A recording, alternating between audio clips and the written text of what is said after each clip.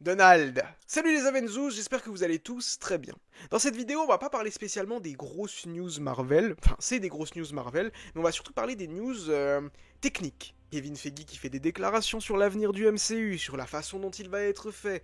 Donald Trump qui se lâche, et ça peut être très dangereux pour l'avenir du cinéma. Des histoires d'argent avec un certain Jeremy Renner. Ryan Reynolds qui revient pour un projet qui pourrait rapporter beaucoup de sous. Une vidéo qui va tourner autour de l'argent.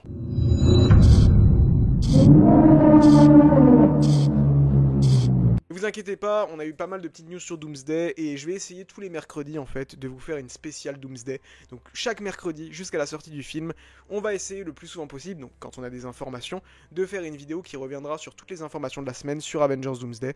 Comme ça vraiment on va pouvoir le suivre du début jusqu'à la fin et évidemment il y aura peut-être des news supplémentaires s'il y a des grosses breaking news. Donc voilà, la vidéo Doomsday arrive très bientôt. Regardez quand elle sort celle-ci, regardez quand est mercredi et vous aurez une grosse dose d'infos Doomsday. Mais là, il faut qu'on parle d'autres informations qui sont cruciales. On va commencer avec du soft. Jeremy Renner qui a déclaré qu'il ne reviendrait pas pour l'instant dans la saison 2 de Hawkeye, car simplement Marvel lui a proposé la moitié du salaire qu'il avait eu pour la saison 1. Et là, bah, je trouve ça un peu dégueulasse de leur part. On parle quand même de Jeremy Renner, donc ça veut vraiment dire qu'en gros, pour eux, c'est pas une priorité de l'avoir, parce que si c'était une vraie priorité de l'avoir, eh bien, ils auraient payé tout simplement. Et comme il a dit, donc quoi, parce que j'ai eu un accident, du coup maintenant je suis la moitié de l'homme que j'étais avant. En vrai, franchement c'est triste pour lui. Je trouve pas le move très bon de la part de Marvel Studios. Si vous ne voulez juste pas Jeremy Renner dans la saison 2 de Hawkeye, eh bien j'ai envie de vous dire, ne lui proposez juste pas de revenir. Dites-lui que là on passe à autre chose. De toute façon on le sait, là c'est très compliqué en fait d'imaginer une saison 2 à Hawkeye de mon côté. Apparemment, selon My Time to Shine Hello, elle serait bel et bien toujours en développement avec Hailee Steinfeld, Kate Bishop dans le rôle principal.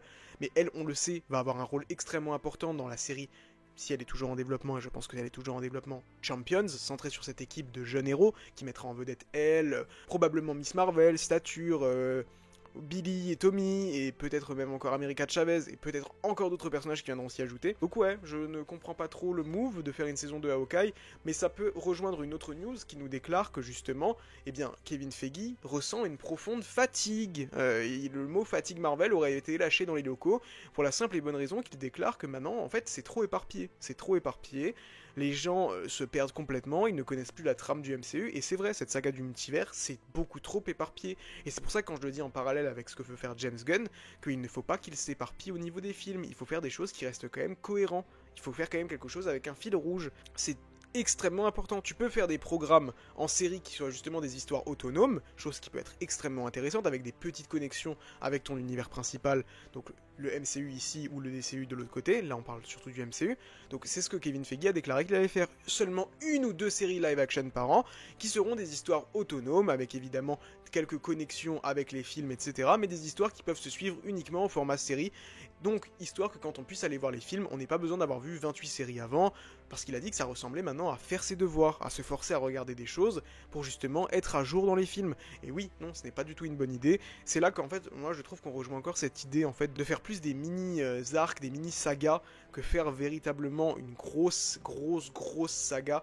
Ça pourrait être plus intéressant, justement, on l'a déjà dit, de faire un arc magique, de faire un arc terre-à-terre, un arc spatial. Ça pourrait être bien plus intéressant de faire ça, histoire que le public puisse s'y retrouver de manière plus concrète. Et ce qui est sûr, c'est que Kevin Feige le dit bien, privilégier la qualité à la quantité. Donc voilà, une saison 2 à Hawkeye, dans ce prisme-là, pourrait s'y intégrer, dans le sens où il a déjà déclaré que, comme dit, l'idée c'est de faire maintenant des séries qui sont sur plusieurs saisons, histoire d'avoir le temps de vraiment s'attacher aux personnages, etc. Maintenant, moi j'avoue qu'une saison 2 à Hawkeye n'est pas pertinente, surtout que si, dans le post-Secret Wars, moi je maintiens que je pense qu'il va y avoir ce soft reboot, et je pense que les 6 Avengers originaux, Thor, Captain America, Iron Man, Black Widow, Hulk et Hawkeye seront recastés et on aura de nouveaux acteurs. Alors à ce moment-là, peut-être faire un programme Hawkeye avec le nouvel acteur me paraîtrait un peu plus cohérent que de faire une série sur Kate Bishop, bien qu'Hailee Steinfeld est en gain de popularité absolument énorme. Donc qui sait, la surprise pourrait être présente. Et on le sait, l'un des prochains arcs principaux du MCU, ce sera l'arc des mutants. Kevin Feige a déclaré qu'il avait un plan de 10 ans pour les mutants. Chose très intéressante, un plan de 10 ans, de nombreux films X-Men, des nombreux films solo sur certains X-Men, et également un prochain film Deadpool. Alors oui, Ryan Reynolds a un petit peu secoué la planète Marvel ces dernières semaines en déclarant qu'il écrivait un nouveau projet Deadpool, un assemblage de quelque chose. Et là, nous avons de nouveaux détails. Il s'agirait bel et bien d'un film, mais où cette fois-ci Deadpool ne serait pas forcément le personnage principal, mais serait plus un personnage pas en retrait, parce que pour moi tu peux pas faire un nouveau film Deadpool avec Deadpool qui est en retrait, je pense qu'il restera bien l'un des personnages principaux, mais d'une équipe.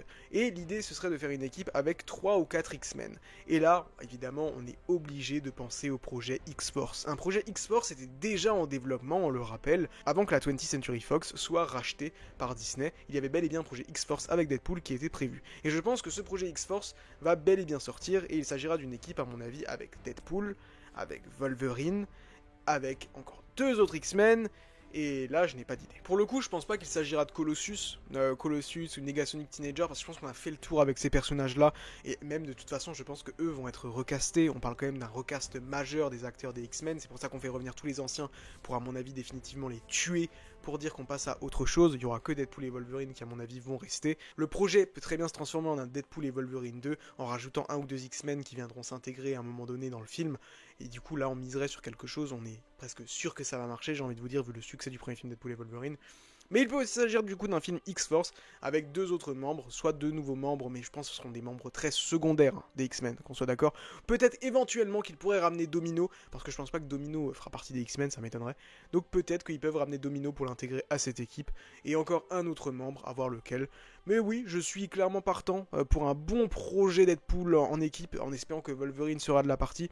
Moi, vous le savez, Wolverine c'est un de mes personnages préférés du MCU, donc j'espère fortement que Wolverine aura encore une importance extrême après, qu'il s'agisse d'un nouveau Wolverine dans l'équipe des X-Men, mais surtout également du Wolverine de Hugh Jackman, peu importe, mais je veux qu'on ait de nouveaux films Wolverine, ou une série Wolverine, mais je pense pas qu'une série Wolverine arrivera, parce que c'est un personnage trop important pour avoir une série, mais je veux de nouveaux films Wolverine, je veux un film Wolverine versus Hulk, balancez-moi tout ce que vous voulez sur Wolverine, je serai client du moment qu'il a sa tenue jaune, ou sa tenue orange.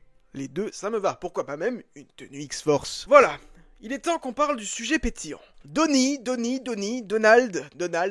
McDonald, Donald Trump qui a déclaré sur ses réseaux en faisant un tweet que le cinéma américain se meurt et que c'est un danger que les films soient tournés dans d'autres pays, que c'est un danger pour la sécurité nationale. Attention, les grands mots sont employés.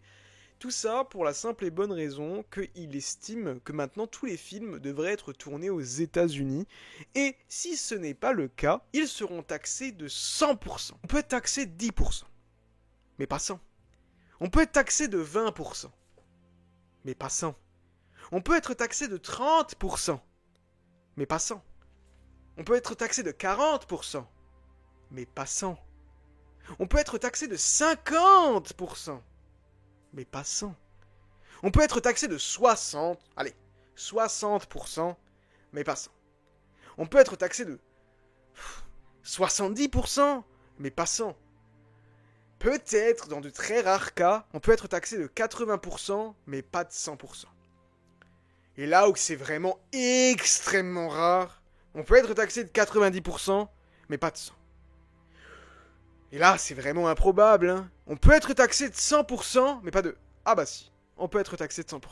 Désolé, la vanne était beaucoup trop longue, mais j'étais obligé de la faire. Je sais pas si on se rend compte de la dinguerie, mais...